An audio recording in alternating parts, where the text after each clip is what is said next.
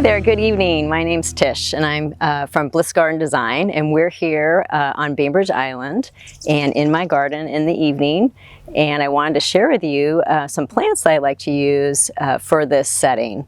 So I have a very sunny property, and in the evening I'm blessed with what I like to call the golden hour or backlighting, and that makes the plants light up in a beautiful way. And if you choose your plants with the right attributes, then you will get a glowing kind of effect in the late afternoon and evening.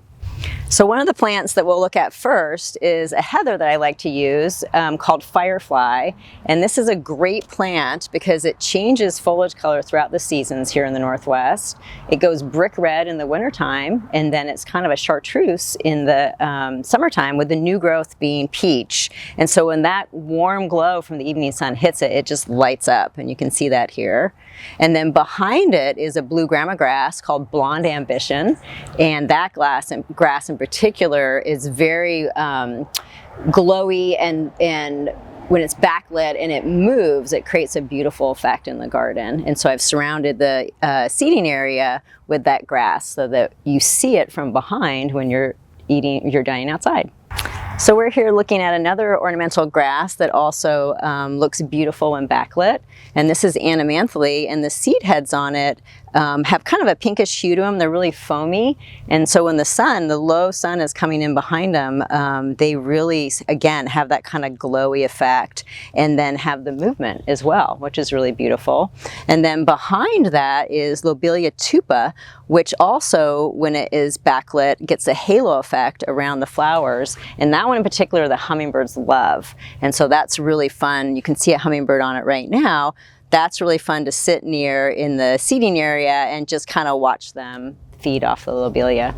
So here we are in another part of the garden, and we have some phlomis, Russeliana in the background, and Rudbeckia in the foreground, salvia and catmint in the distance, and they also have a little bit of a backlighting and glow effect. I love these perennials though because they also feed the birds in the wintertime, so I leave the seed heads all winter, and the birds, especially the goldfinches, absolutely love the Rudbeckia.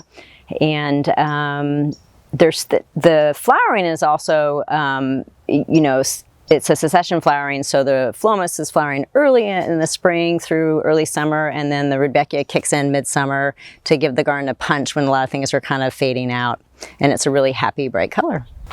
Hi, so we are here up in a little higher level of the garden so we can see a broader picture and looking at some of the plants I talked about, and you can see how I've used them in masses and repeated the masses throughout the garden, which creates continuity, harmony, and it's sort of a soothing effect.